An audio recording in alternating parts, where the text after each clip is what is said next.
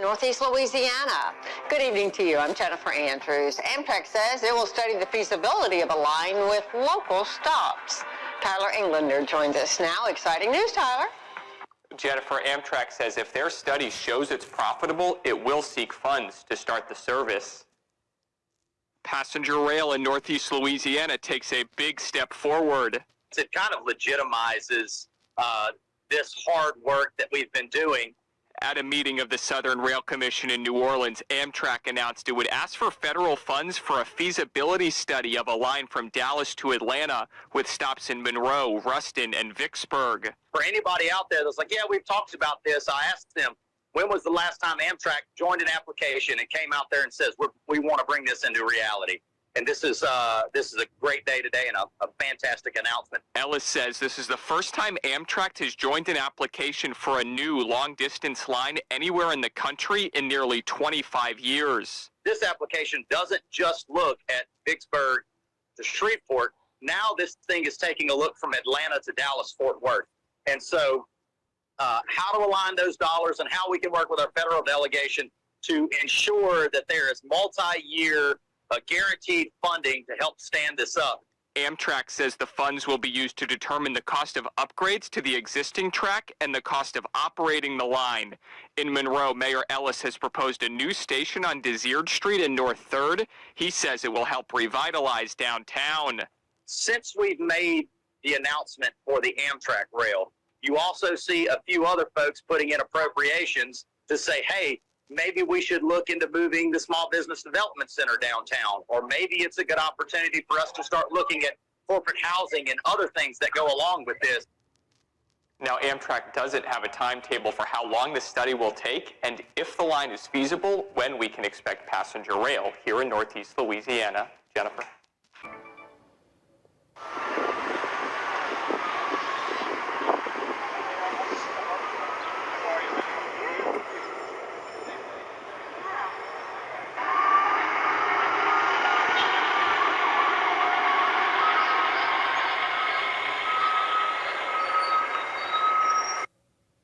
Up this morning,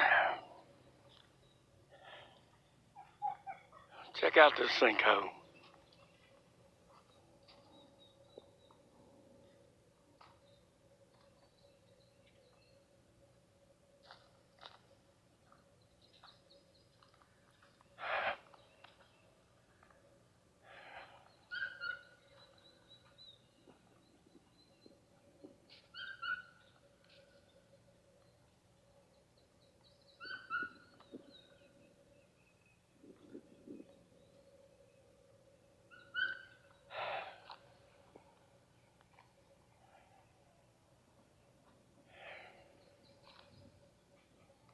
Set that tree down.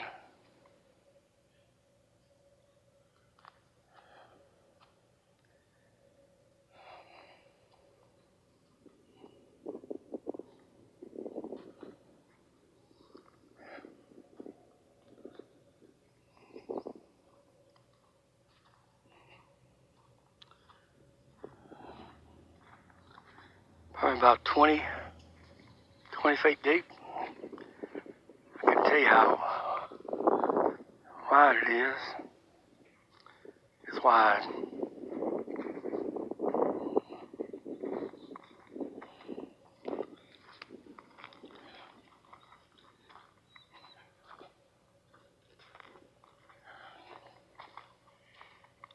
Took out them trees out there, and then this tree right here.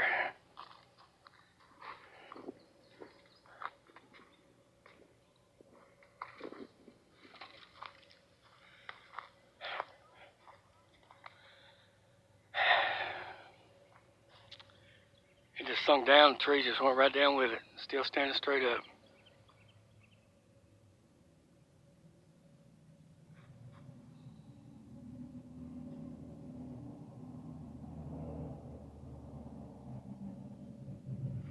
Happened overnight.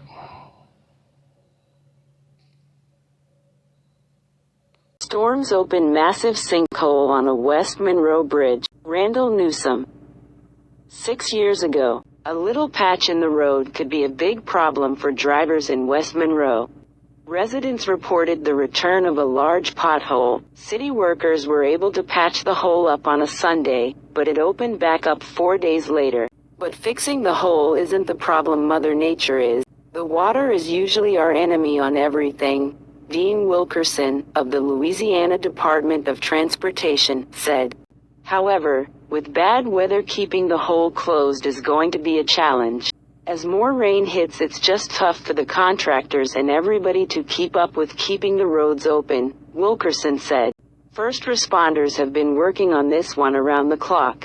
We're going to be monitoring this 24 hours to make sure that we keep it open and keep it safe, he said. Thursday night, the Department of Transportation was able to complex is giving residents a troubling start to their new year. NBC 10's Gabrielle Pfeiffer joins us with more details. Gabrielle? Yeah, Randy, not just a rough start to the new year, but really a rough couple of weeks. I spoke with many residents at the Cinnamon Court Apartments in Ruston who say they're frustrated with the lack of communication regarding the deep sinkhole sitting in the middle of their apartment complex.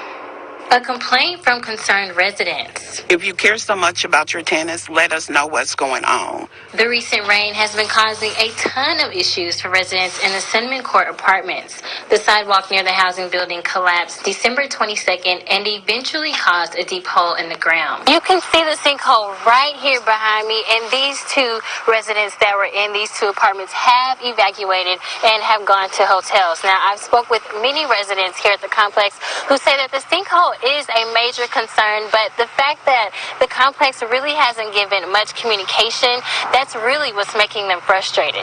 We're in the blind. We have no clue what's going on. If we pass through and see, we just making assumptions, and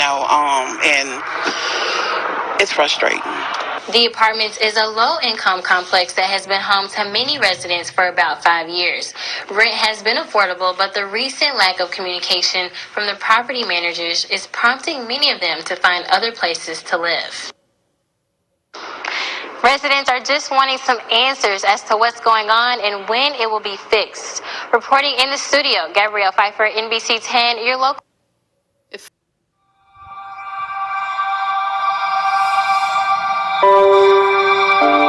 Once you live on the water, you don't want to leave it. The serenity of living out here, it's just too good to miss out on.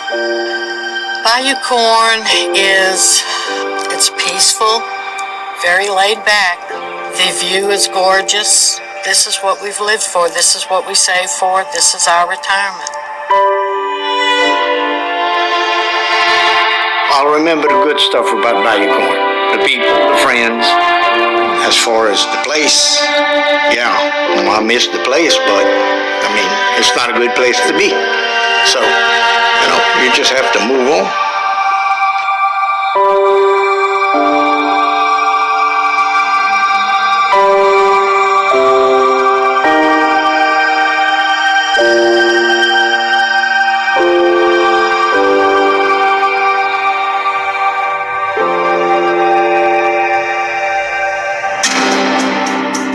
August 3rd, I got a call that morning from John Boudreaux telling me I needed to come to Bayou Corn immediately.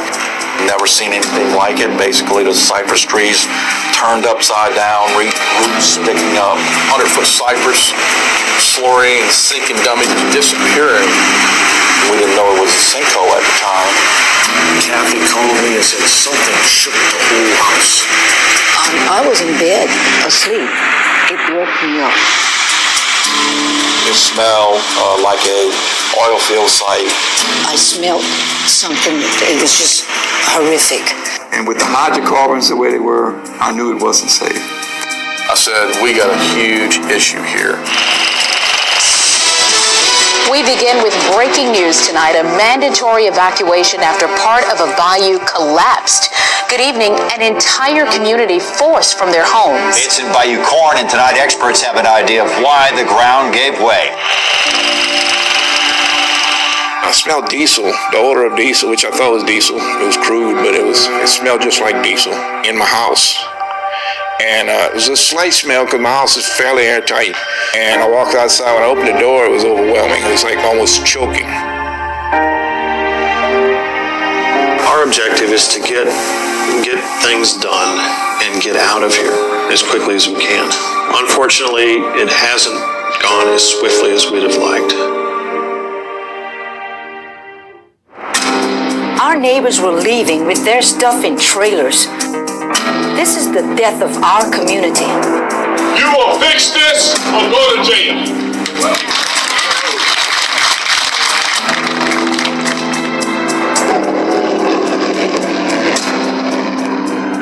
A small, beautiful community. A community so many years in the making, now being dismantled, taken apart, piece by piece, home by home, family by family.